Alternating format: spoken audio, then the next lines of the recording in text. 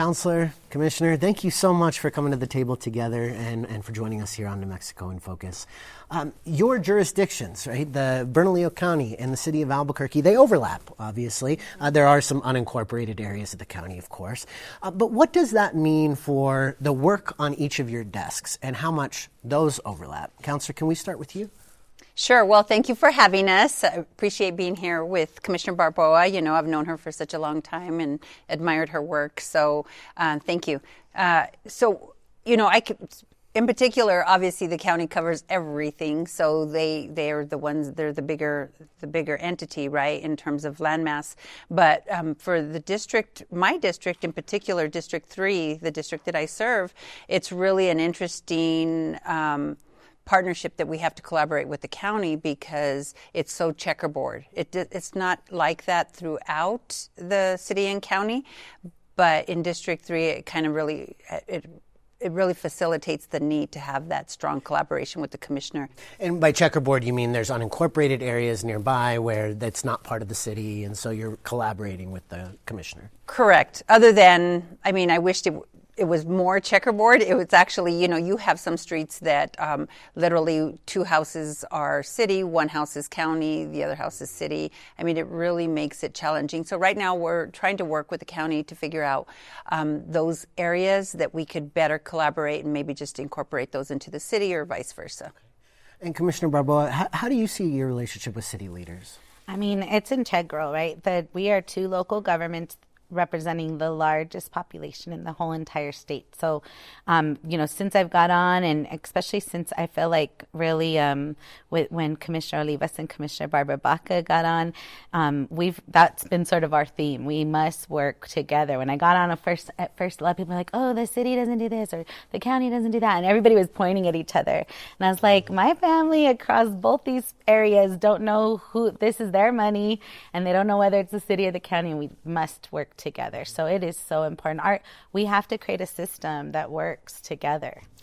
As the new leaders of each of these legislative bodies, to what degree are you communicating? You mentioned you know each other, you go back, but is this your first time sitting at a table together in this way?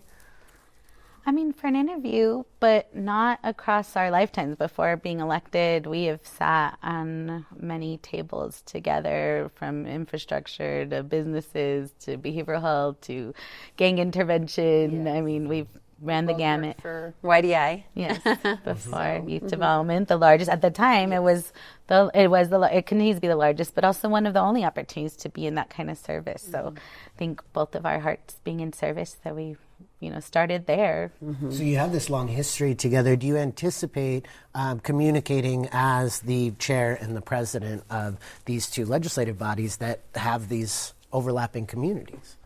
Well, we've actually been chair and president for like a month and a half, so just one hot minute. Yeah, so yeah, totally. So not absolutely, yet, but like you anticipate, absolutely, yes, that relationship will probably. There will be a moment in time where that's very necessary. But I always feel like I can, give her a call if there's something that arises. There used to be a conversation about consolidating the county commission and the city council. That seemed to have lost momentum in recent years.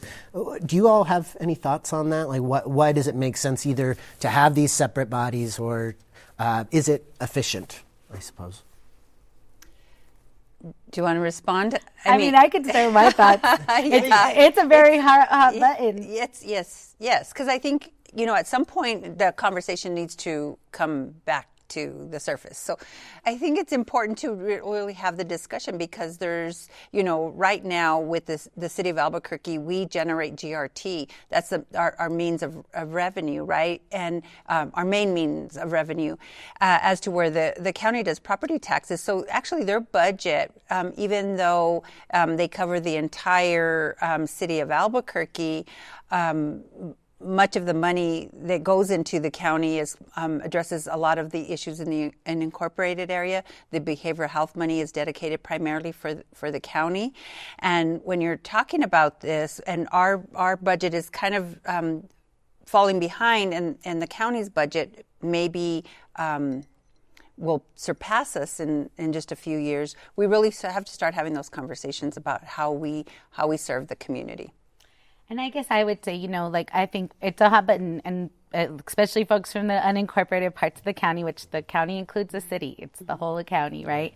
And I just like to remind folks of that because they think it's separate. It's not. There is jurisdictions. I think we pay good respect to each other we both have a law enforcement, we both have fire departments, we both have, these public safety officers, and like services like the difference is like, the county has like the treasurer who does property values and taxes. We have the clerk who does our elections and marriage licenses, right? We also have, and the county has been leading the behavioral health programs for generations, right? From the beginning of time, almost of the beginning of the county time, right? And so it just means that we've, which serve everybody. And we also are responsible for the public hospital and the public jail, which serves everybody. So yeah, I think there's definitely pieces, and that's why it's important that we work together and are in step with each other. Sure. And for the time being, they are separate legislative bodies, separate local governments. And so I'd like to move us into talking about your priorities as the leaders of these bodies and some of the top issues for the residents that are in Bernalillo County and the city of Albuquerque. One that's very much top of mind for folks is, of course, housing. Chair Barboa, what sort of solutions can Bernalillo County residents expect to come out of the commission over the next several months? And where do you stand on housing solutions? Yeah, thank you for this question. Obviously, it's one of the most important topics going on in our state, our country, really, right?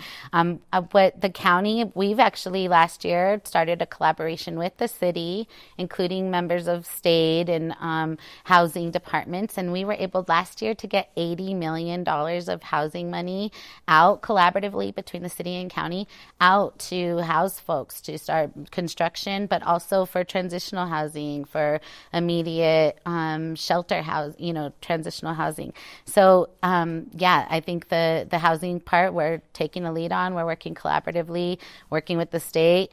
One of the best things I'm most proud of is that many people, all of our state, city, and county all have what's called the Affordable Housing Act, which in its first line says that we can gift, donate, contribute land, property in the name of affordable housing. So but yet nobody, except for actually YDI, there's been one project that YDI Housing, I don't know, has successfully done in which the government donated property and then they built housing. That's a positive public-private partnership, making the best use of all our dollars, right? But it hasn't happened otherwise. Well, this last year, the county, I keep saying we broke through that ceiling and we're able to donate 2 properties now to local groups developing in the International District, with more on the way. Last, I'll just say real quick is that part of that, what we've started, Dr. Shanoa, Boss, Stillwell, Jensen and Don Begay both created a subcommittee on our homeless coordinating council, and they really spent the last year studying what is housing needs and solutions for Native communities. And they brought to us this idea, and we're actually in active working right now to get tribes have housing money, but oftentimes it's hard to build on reservations for other bureaucracy reasons. Sure. So they can use their housing dollars. We can gift them land back in Bernalillo County. They can then build housing, and then it's local. It's local people building the housing, profiting off the housing, creating the housing we need, when most of our dollars go to big corporations that come and build here, right? Now we have a path towards creating housing that keeps our money local. Well, you talk about bureaucracy, you talk about breaking through that bureaucracy. Mm-hmm. Obviously, that brings up the idea of regulation, of zoning. Zoning has been a huge issue on the city council already so far this year. The majority of zoning amendments recently failed. You voted against several of them, along with more conservative-leaning councilors, President Pena. They included allowing multi-family units in single-family neighborhoods. What were you hearing from your constituents, from folks in your district, and why did you vote against it? Why wasn't that a good solution? So I don't know that it wasn't a good solution. I just think that we have to have more discussions about what, upzoning looks like, right? Because when you talk about upzoning and just kind of just doing this blanket across the city of Albuquerque, that blanket doesn't cover the entire city of Albuquerque. When you have covenants, when you have HOAs, when you have deed restrictions, it doesn't apply to those neighborhoods, and those happen to be more affluent neighborhoods, right? So, and if you look at upzoning and some of the research that's been done, is it mostly impacts communities of color. And when we don't have policies or the tax needs that we need to address so that the taxes don't go up, and then if we don't have things like land trusts, it really can have a negative effect, especially in communities of color. So those conversations, when we're having this, we just can't just do something. And oftentimes when people look at communities of color from a 30,000-foot view, which I feel that happens more often than not, and they come in to try to address what they feel are our needs without having conversations with us of how it's going to impact us, I think we need to put a pause on that. Do you anticipate after the pause, whether that involves research, engaging communities of color that would be impacted disproportionately, that the zoning conversation may come back up on City Council? Yeah, I think obviously it's going to come up. We have a need to grow. We have a need to look at how we look into the future about our growth, about density, whether we go up, whether we look at opportunities, as the commissioner was stated, for vacant properties and what those look like. I mean, it's really a conversation about how we grow as a city. And, I'm looking at just upzoning everything is not. I mean, when you have a person who lives in a community, and this is the conversation that's been had, is that, oh, well, now your property value is going to go up. That person may be a 70-year-old lady who has only Social Security, doesn't have the means to go out and change her property to be a duplex or whatever the case may be. And sometimes those things force that lady who, yes, her property value is more, but then says, maybe I'll just sell it, right?